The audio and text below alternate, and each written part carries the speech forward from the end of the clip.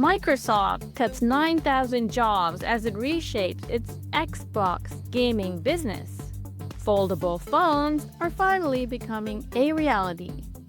X, formerly Twitter, will allow AI to write community notes. And EU antitrust pressure forces Google to rethink search results. Welcome to Hashtag Trending. I'm your host, Dr. Hema Murthy, sitting in for Jim Loves. Microsoft is cutting roughly 4% of its global workforce, about 9,000 jobs. That brings the total number of layoffs to approximately 32,300 since 2023. This time, it's the gaming sector that's feeling most of the impact. Microsoft announced its largest round of layoffs in over 2 years, impacting divisions across the company, but with a particularly heavy emphasis on the Xbox gaming business. This is the fourth major round of layoffs at Xbox in the last 2 years. What's behind these cuts? Xbox chief Phil Spencer, in a memo to staff, wrote, "To position gaming for enduring success and allow us to focus on strategic growth areas, we will end or decrease work in certain areas of the businesses and follow Microsoft's lead in removing layers of management to increase agility and effectiveness." Once thought untouchable, Microsoft's gaming division is now under the microscope as the company pivots to position company and teams for success in a dynamic marketplace, according to a Microsoft spokesperson. Actual changes inside the Xbox universe include the cancellation of many game projects or a reduction in staff. Spencer called these moves essential to align company and teams for success in a changing marketplace. He emphasized the need to focus on strategic growth areas and to eliminate layers of management to enhance agility and effectiveness. Essentially, Microsoft wants to move faster, cut costs, and put more resources behind AI and cloud, even if it means tough choices for its gaming business. CEO of Microsoft, Satya Nadella, said this during the May 2025 layoffs when he called the cuts a realignment to reposition Microsoft around future priorities like AI. It's important to note that Microsoft is currently not struggling financially. The company just posted a 13% jump in revenue and an 18% increase in profit last quarter.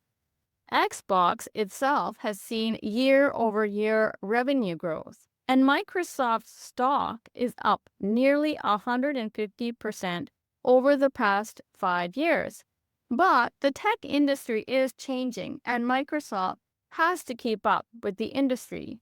Microsoft's move is a sign that even the biggest players aren't immune to rapidly changing tech landscape.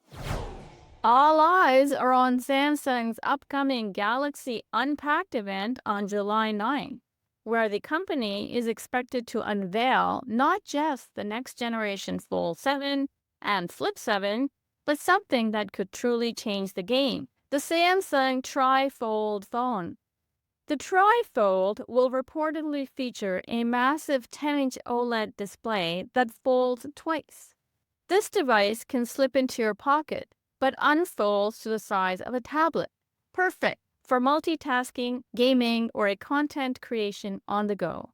The Tri-Fold is rumored to have a Snapdragon 8 Elite chip, a camera array similar to the Fold 7, and a design that's both thin and light. But Samsung has more news.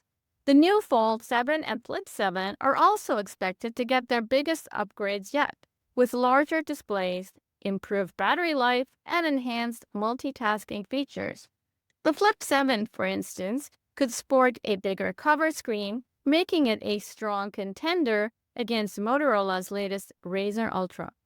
Samsung will start production of the Tri-Fold in September with a limited release in South Korea and China later this year. The price is reported to be between 3,000 and 3,500 USD, so it may still be out of reach for most. Apple has been watching the folding screen market, and now multiple sources now confirm that Apple's first foldable iPhone has entered prototype testing, with a launch expected as early as 2026, possibly alongside the iPhone 18 lineup.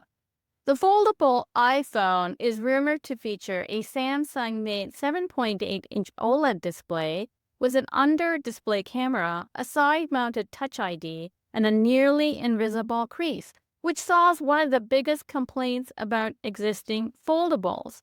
The device is expected to be ultra-slim, around 9 to 9.5 millimeters when folded, and yes, it will also boast a high price tag, with reports predicting a launch price between $2,100 and $2,300 USD.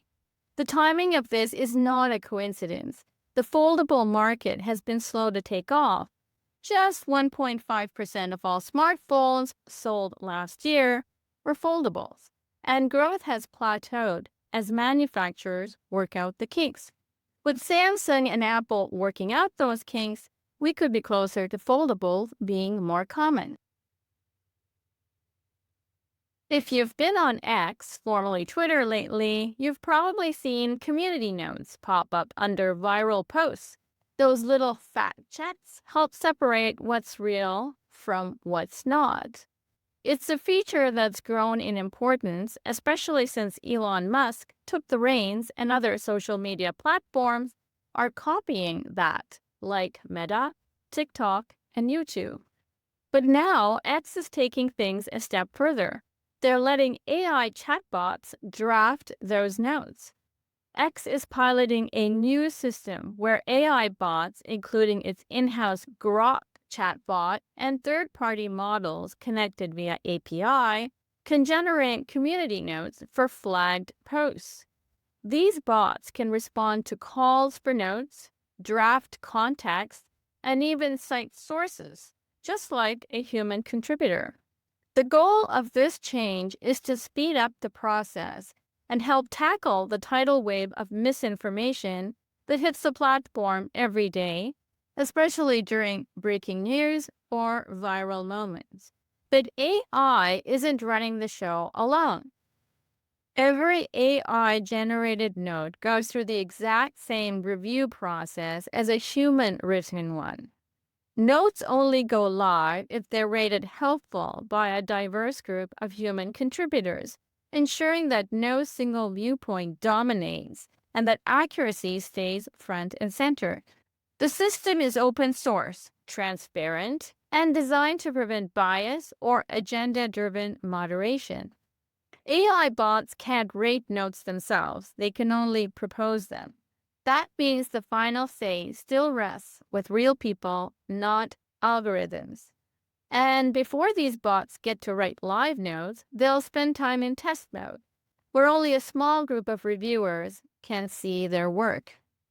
Only after proving themselves will they graduate to proposing notes that could be published for all to see. What's the advantage? AI can churn through vast amounts of content, surfacing relevant facts and context much faster than human volunteers alone. This is important when misinformation can go viral in minutes. But there are risks. As reported in a previous episode of #Trending, AI models are known to hallucinate or make up information that sounds convincing but is not factually true. There's also concern that a flood of AI-generated notes could overwhelm human reviewers, making it harder for them to catch mistakes. There's always the challenge of ensuring that AI doesn't inherit or amplify existing biases or miss a cultural nuance that a human might catch. X says it's rolling out this feature slowly, watching closely for problems and keeping humans firmly in the loop. The company is thinking that the right blend of AI speed and human judgment can make community notes more effective than ever, and maybe even suggest a method for how social platforms fight misinformation. Google is scrambling to avoid another massive antitrust fine from the European Union, and the company's latest proposal could change what you see every time you use Google search. The European Commission has been turning up the heat on Google, accusing the tech giant of unfairly favoring its own services. Think Google Shopping, Google Hotels, and Google Flights over those of its competitors. In March, the EU formally charged Google under the Digital Markets Act, which is a new set of rules designed to rein in big tech and give smaller players a fighting chance. In a last-ditch effort to avoid a fine that could reach 10% of its global annual revenue, Google has offered up a new set of changes to how it displays search results in Europe. The company's latest proposal would add a new layer to your search experience. Whenever you look up something like hotels or flights, you'd see a special box at the top of the results page dedicated to what's called a vertical search service. This box would highlight links to specialized search engines, as well as direct links to suppliers like hotels, airlines, restaurants, and transport services. Beneath this vertical search box, Google would add another box featuring free links to suppliers like direct booking options for hotels or airlines organized by Google. The idea is to give more visibility to competitors and direct suppliers without making it look like Google is still putting its own services front and center. These changes could have a major impact on how businesses get found online. If you're a hotel or airline, you might see more direct traffic and fewer customers routed through Google's own platforms. For consumers, it could mean more choices, but also a different, possibly more cluttered search experience. Google says it's already made hundreds of alterations to its products to comply with the DMA, but the company is clearly worried. A spokesperson warned that some of these changes could make things worse for European users, citing higher travel costs and a drop in direct bookings for local businesses since the new rules started rolling out. Google's legal team is pushing for clearer guidance from regulators, arguing that the rules are leading to worse online products and experiences for Europeans, and asking critics to provide concrete evidence of both the costs and the benefits. These changes are important for Google.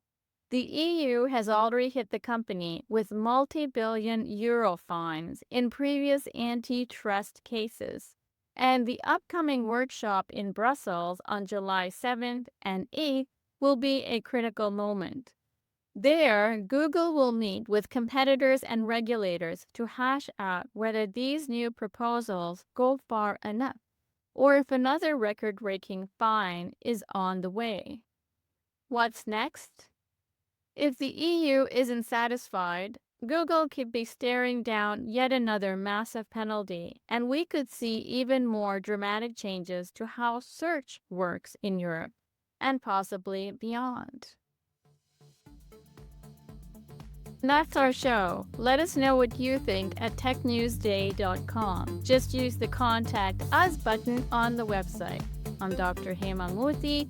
This weekend, we'll have a special episode on AI with Jim interviewing Kush Banerjee, head of Canada's data and AI practice at Accenture.